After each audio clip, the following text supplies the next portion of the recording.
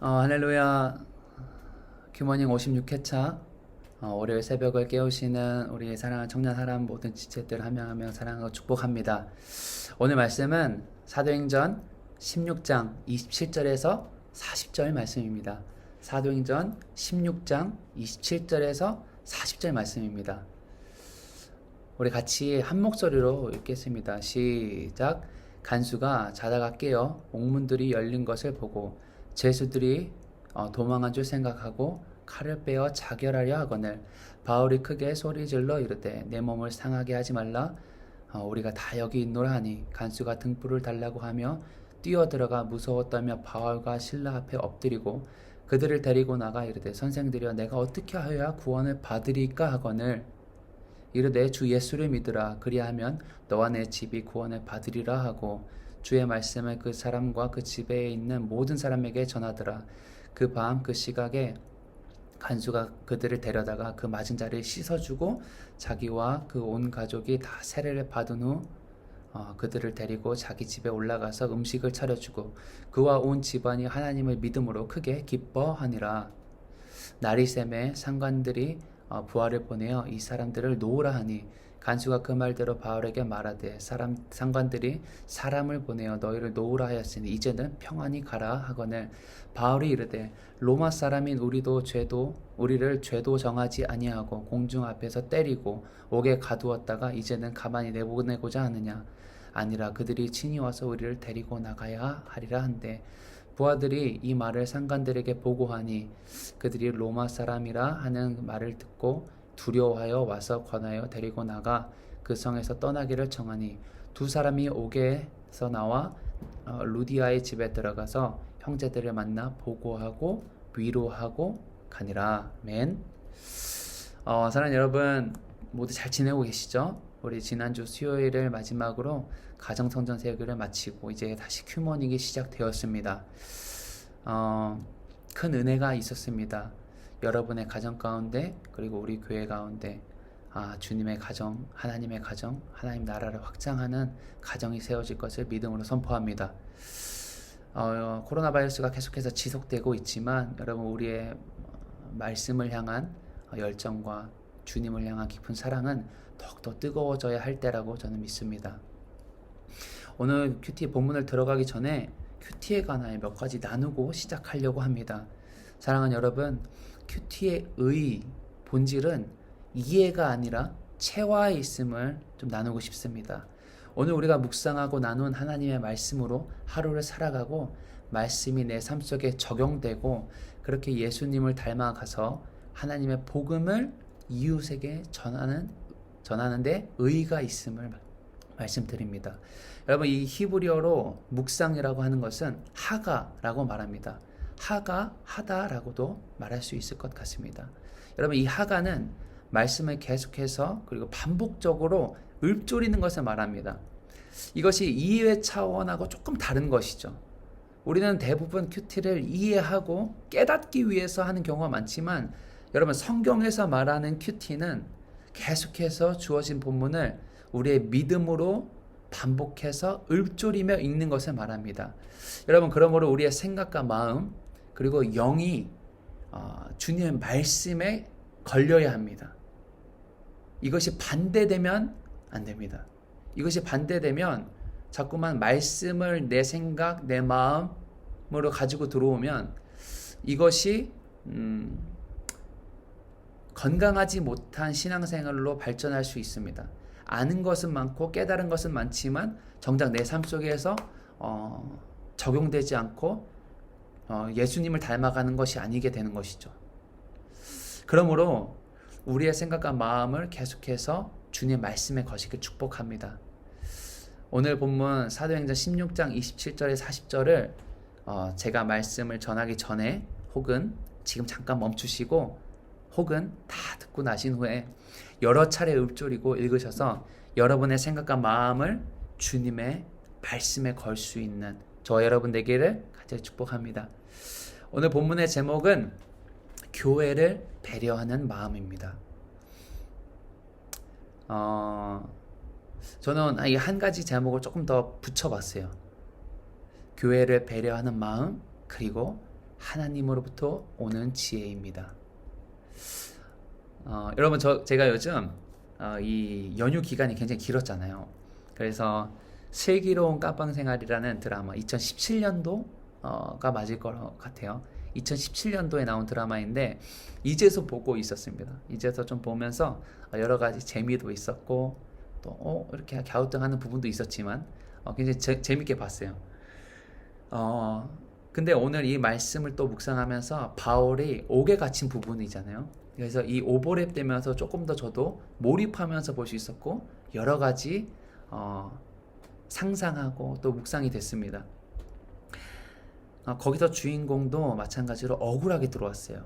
굉장히 억울하게 들어왔고 하지만 그 안에서 나쁜 일을 도모하고 나쁜 곳으로 가는 것이 아니라 계속해서 선한 일을 하고 사람을 돕고 다시 안 좋은 길로 가지 않도록 도와주고 자신이 해야 할 일들을 꾸준하게 해가는 모습들을 보여주고 있습니다. 오늘 바울도 이와 비슷하지 않나 생각해 봅니다. 오늘 이 말씀을 두 가지 포인트로 잡아보고 오늘 우리가 하나님 앞에 어떻게 나아가야 하는지 오늘 하나님께서 우리에게 무엇을 말씀하시는지 조금 나누도록 하겠습니다. 첫 번째입니다. 고난 속에서도 기회가 있습니다. 고난 속에서도 기회가 있습니다. 여러분 제가 아주 오래전이라고 하면 조금 그렇지만 참 재미있게 들었지만 동의하지 않는 말이 있습니다. 재미있게 들었지만 동의하지 않는 말 중에 늦었다고 생각할 때가 진짜 늦은 거다 라는 말이 있어요. 저는 이 말이 너무 싫어요. 또 반대로 제가 참 재미없게 들었고 동의하기도 어려웠던 말이 한 가지 있습니다. 위기를 기회로 바꾼다. 조금 어려운 말로 부의정경 전화위복이라는 말로도 표현할 수 있을 것 같습니다. 여러분 때로는 우리 삶 속에 예상치 못하고 준비하지 못할 때 어려움이 찾아옵니다. 그렇죠. 여러분도 우리가 이 청년의 때를 보내고 있지만 우리가 살아온 기간이 그렇게 길지 않지만 어려운 일은 우리가 준비하고 있을 때보다 준비하지 못할 때 오는 경우가 많죠. 또는 어떤 목표를 이루기 위해서 내가 감당해야 될 몫들이 있어요. 예를 들면 다이어트를 하기 위해서 운동을 해야 하고 식단을 조절하는 것과 마찬가지일 것이죠. 제가 여러분 금식을 했거든요. 좀 금식을 했는데 제가 이 영상을 찍으면서 모니터를 했는데 여기 팔자주름이 너무 깊어진 거예요. 그 주변 사람들이 얼굴이 많이 갔다 라고 표현하더라고요. 이것도 대가지불인가 좀 싶기도 합니다. 여하튼 우리는 이런 것들을 대가지불이라고 표현하죠. 오늘 본문에 바울 역시 바울의 이 선교 여행의 여정 역시 대가지불에 각오했지만 순탄치 않은 것 같습니다. 복음을 전하기 위해서 성령의 음성을 듣고 빌립보에 머물렀고 그 안에서 교회를 세우고 복음을 전하던 중에 옥에 갇히게 됩니다. 그 안에서 바울은 복음을 전한다는 이유로 어떤 재판과 조사의 과정 없이 옥에 갇히는 상황에 이르게 된 거예요.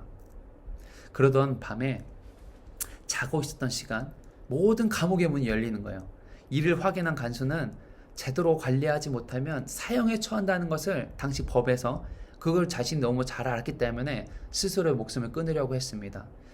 제가 아까 그 드라마를 보고 있다고 했잖아요. 그 드라마에서도 이제 화재 경보가 이르고 막 연기가 피어오르고 이래서 어떤 한 교도관이 전체 통제실을 가서 모든 감옥의 문을 열어버렸습니다.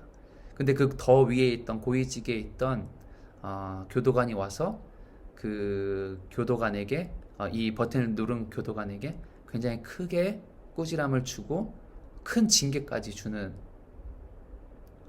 장면을 떠올렸습니다. 이처럼 그것이 얼마나 위험하고 자신의 선에서 감당하지 못할 일이라는 것을 너무 잘 알았던 것이죠. 모든 죄수가 달아난 줄 알았어요. 그래서 목숨을 끊으려고 했던 그때 누군가 내 몸을 상하게 하지 말라 라는 음성이 들려왔습니다. 다시 주위를 살펴보니까 문이 열려 있었음에도 불구하고 죄수들은 단 한 명도 나가지 않고 바울과 실라도 그 자리에 그대로 있었다는 것이죠. 여러분, 저는 이렇게 생각해요. 이 간수는 바울이 왜 감옥에 들어왔는지, 잡혀 들어왔는지 알고 있었을 거예요. 그리고 바울이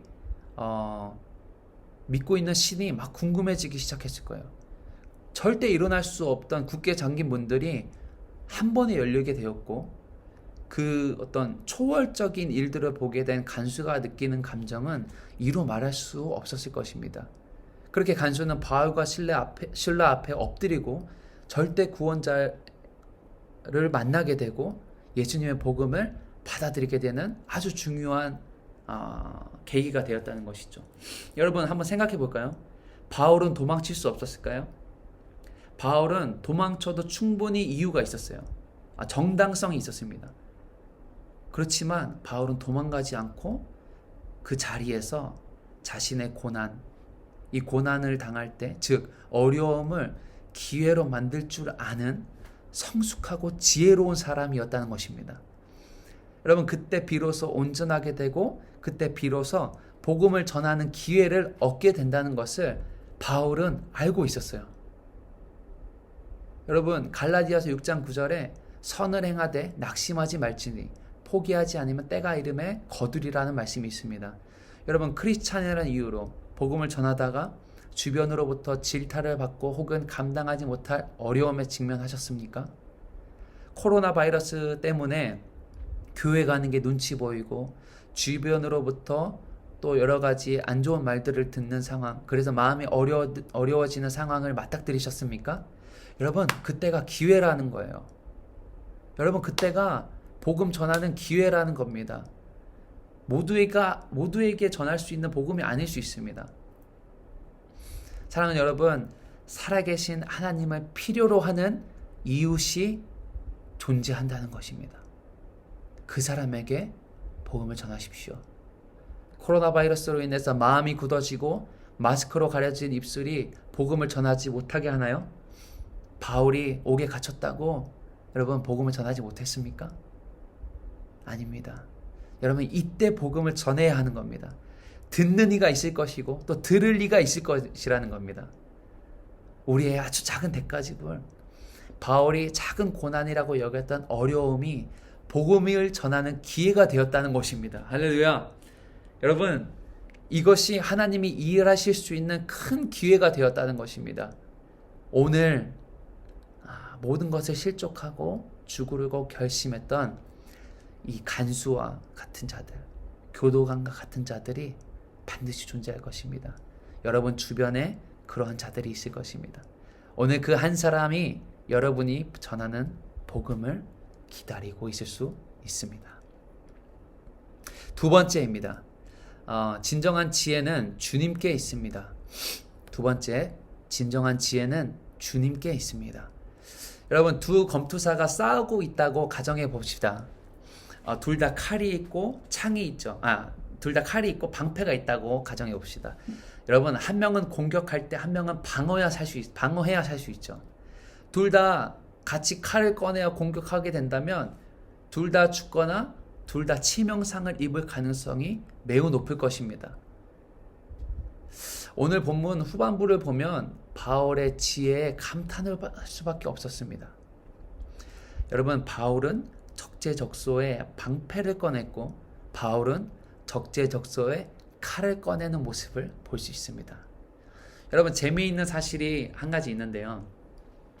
당시에 로마 시민권은 엄청난 파워를 지니고 있었습니다.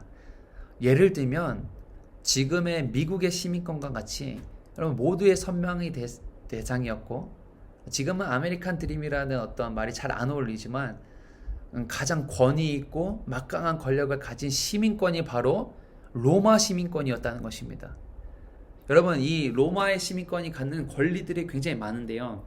제가 그 중에 오늘 본문과 연관되는 몇 가지 권리들을 조금 가져와 봤습니다.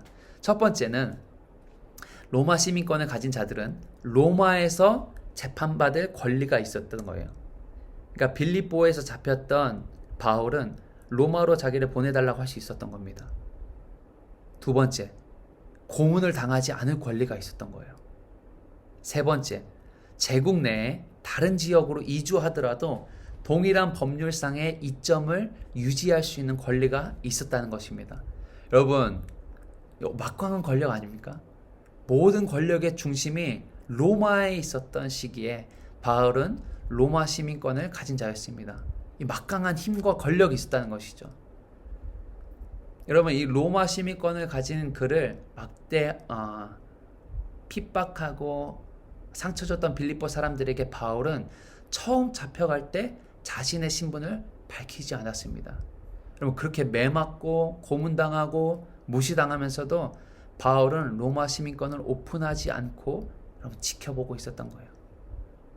근데 35절에 보시면 무슨 일인지 날이 새고 다음날 상관들이 감옥에 있던 바울을 내보내라고 명령하고 있습니다.